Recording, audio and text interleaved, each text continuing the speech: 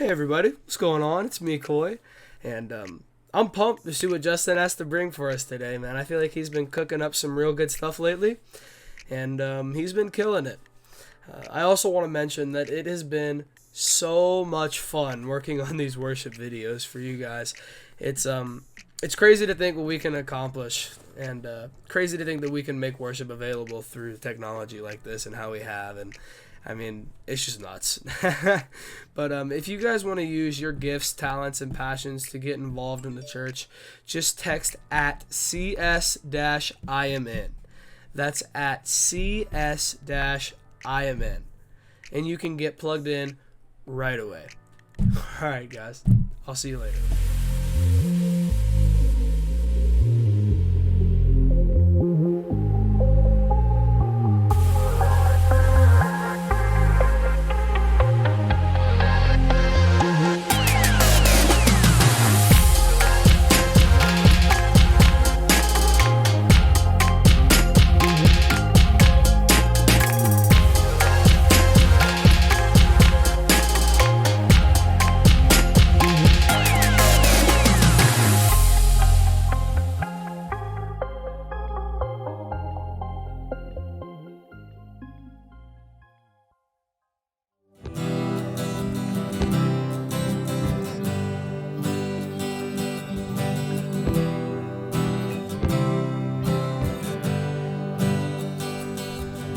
Weapon may be formed, but it won't prosper. When darkness falls, it won't prevail. 'Cause the God I serve knows only how to triumph. My God will never fail. Oh, my God will never fail. I'm gonna see a victory. I'm gonna see a victory. For the battle belongs to you, Lord. I'm gonna see a victory. I'm gonna see a victory. For the battle belongs to you, Lord.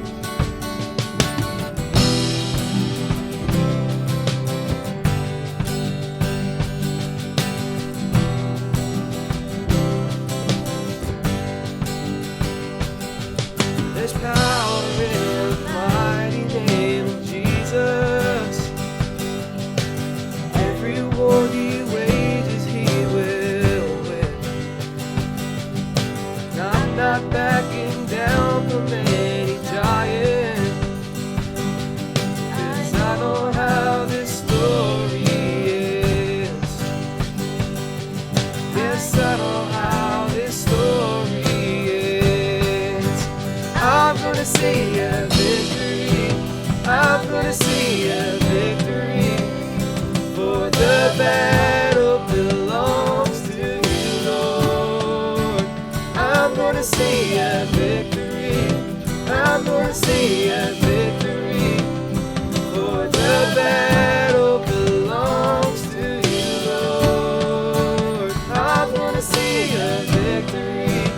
I'm gonna see a victory.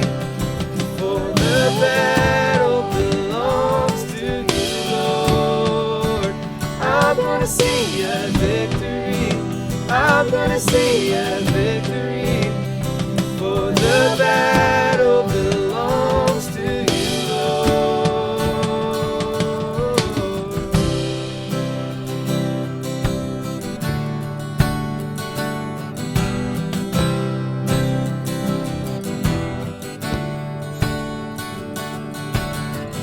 You take what the enemy meant for evil, and you turn it for good. You turn it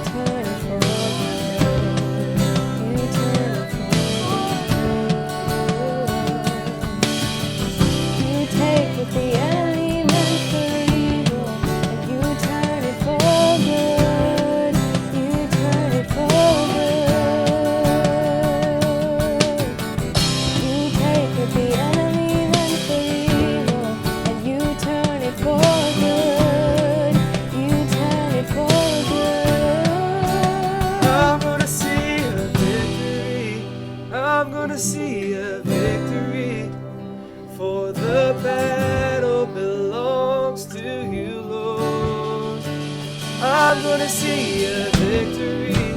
I'm gonna sing a victory. For the battle belongs to you, Lord. You take what the enemy meant for evil, and you turn it for good. You turn it for good. You take what the enemy meant for evil, and you turn it for good. You turn it for good.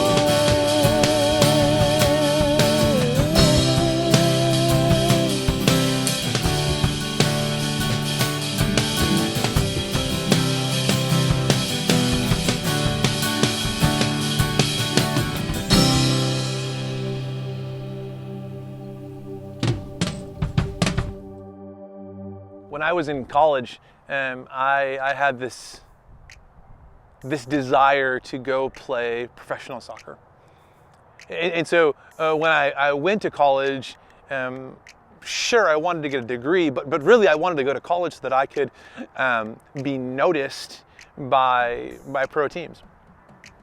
I guess you could say I wanted them to see the impact that I had on my college team so that they could know that I have an impact on their team. Watch me do my thing. Watch me move. So, funny story, I actually went to 3 different colleges. Don't judge me, don't at me, nor should you be like me. This was not my best. But anyway, my third school, I had this thought. I'm like, I'm gonna be this massive impact player. Like, I'm gonna change the program. Watch me move.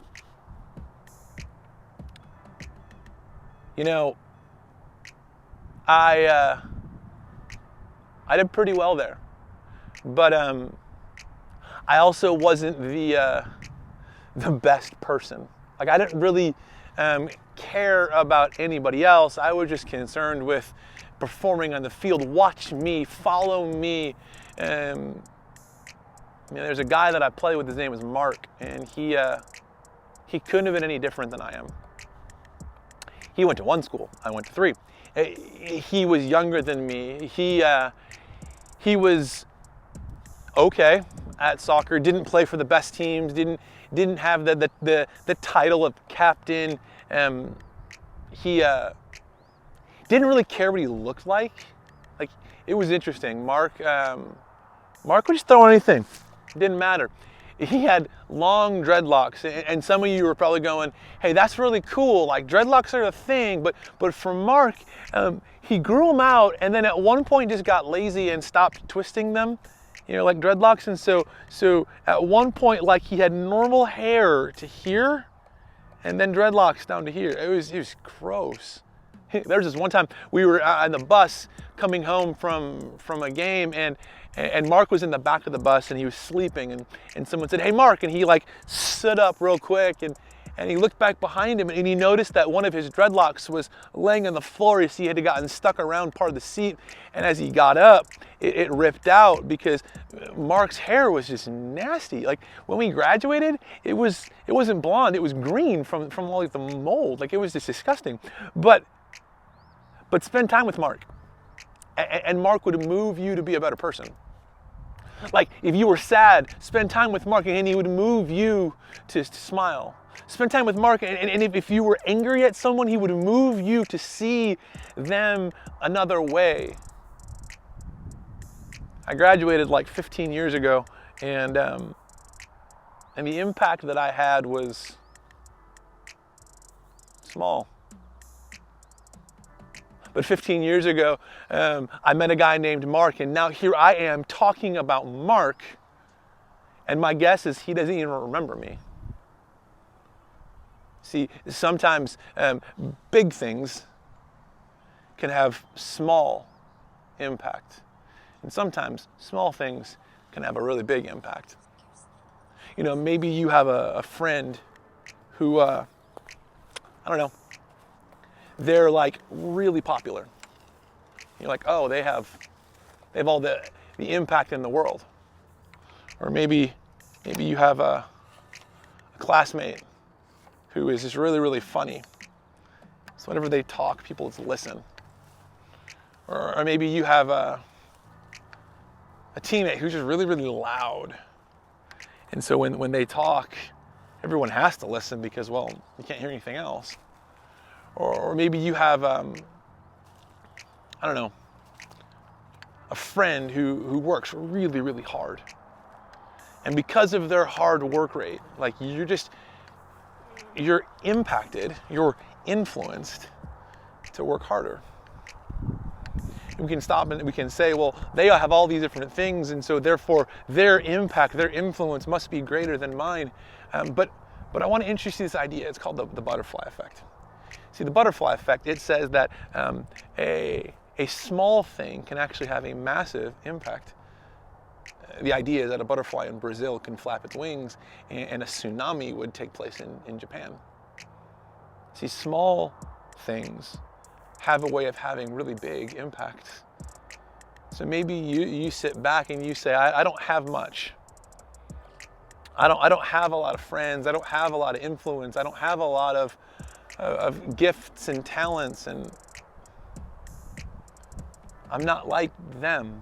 Well, I would say that you actually have far more impact than you think.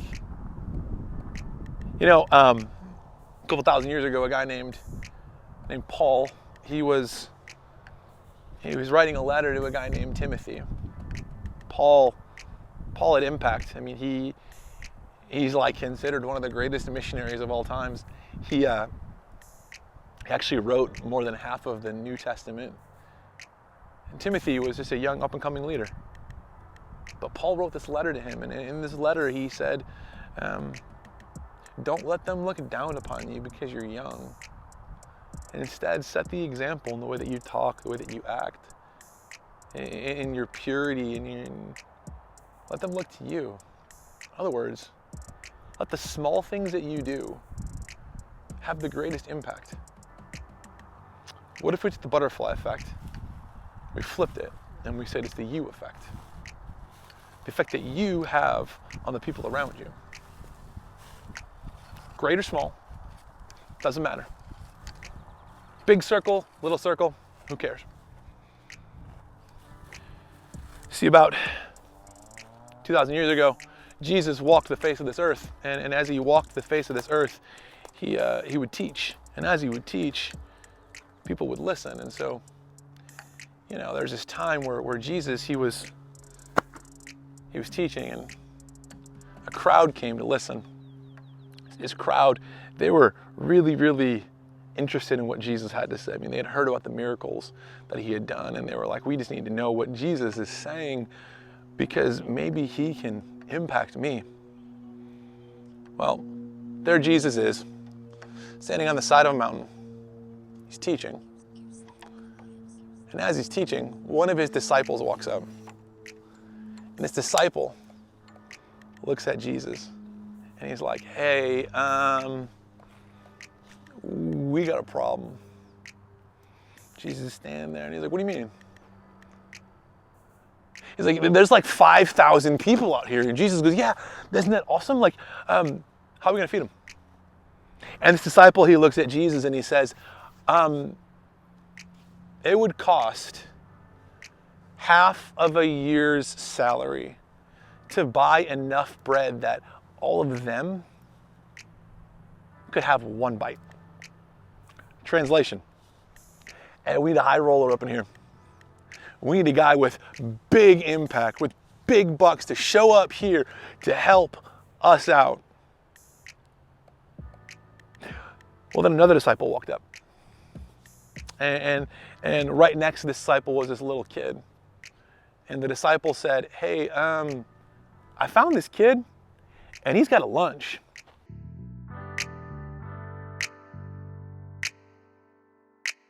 So there's this kid. Earlier that day, gets his lunch basket, puts in his lunch. Maybe his mom even made the lunch for him. I don't know.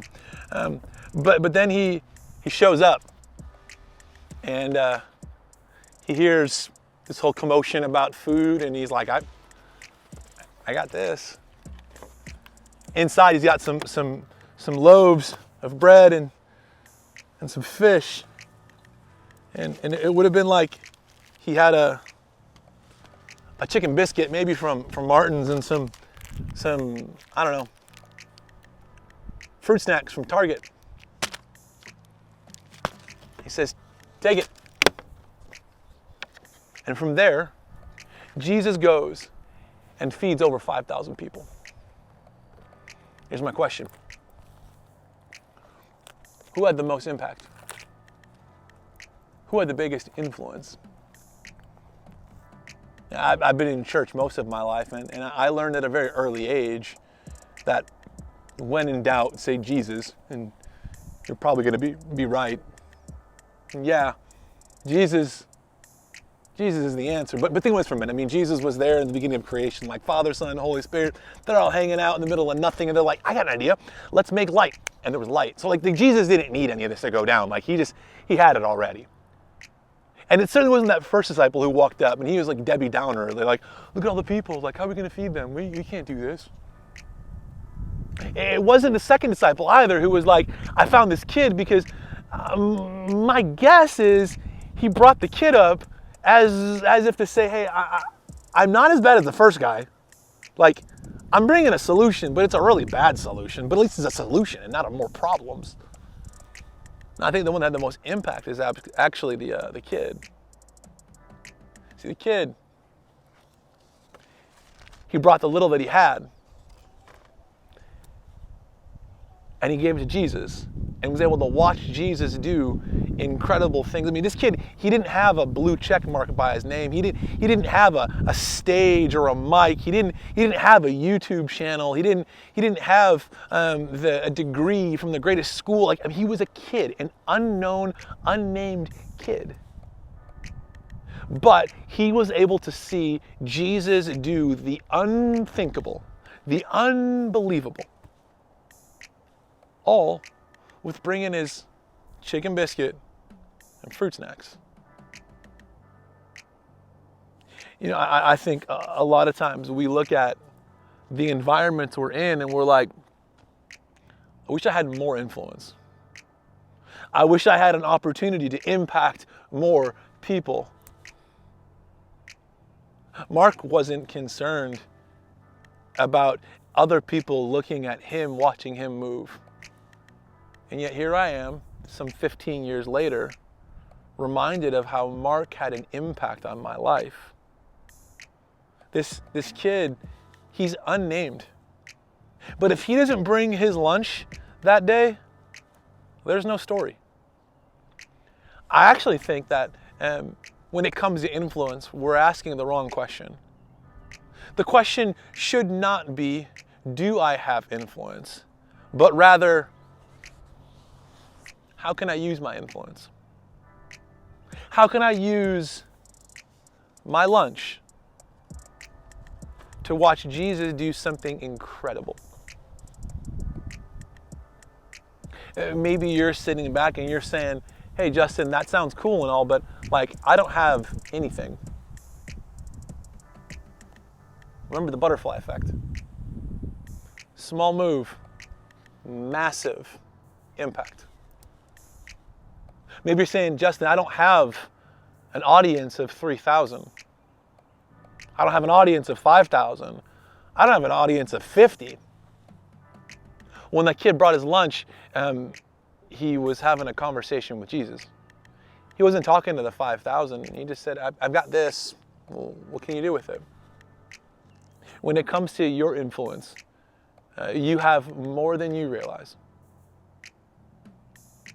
And you don't need to have some massive calling out to people. You don't need a major platform. You can use a small thing and have it be a big impact, a big influence on someone else's life. So when we start talking about influence, here's what I want you to do. I want you to think about who, what, and do. Who? Who are the people around you that are in need of a high five, in need of a smile, in need of a pick-me-up, in need of some encouragement, in need of some toilet paper? in need of a chicken biscuit, what? What do they really need? Like, nail it down. Who are they? And then what? What do they need? Is it a high five? Is it a hug? Social distancing would say don't do that right now. But when that's over, then that changes. Do they need a word of encouragement? Do they need a phone call, a text? I was talking to someone the other day, and I sent them a text to see how you're doing. And about a week later, this friend of mine said, you have no idea how much that text meant, because that day I got some interesting news. And if I didn't get that text from you, I would have been able to think that I was alone. And then do. Do what you can do. Identify who it is, what do they need, and then do what you can do. Send the text. Give the high five. Share the word of encouragement. Make the phone call. Say, let's play PS4 together. I don't know what it is, but I do know that you can do a small thing and it will have a massive impact. But it starts with us redefining influence. Influence is not you watch me move. Influence is me investing in you to watch you move. See, you were made in the image of God. You are uniquely talented. You are uniquely gifted with passions and interests. And those are all things that you can put in your lunchbox and bring it to Jesus and watch what Jesus does with it. It's crazy. God gives us gifts that we can then give back to Him and watch Him explode beyond what we could have ever imagined. So, who is it? What do they need? And then go do what you can do. And I promise you will see God move in ways that you couldn't imagine. Who knows? Maybe in a few thousand years, people will talk about what you did and how you brought your lunch.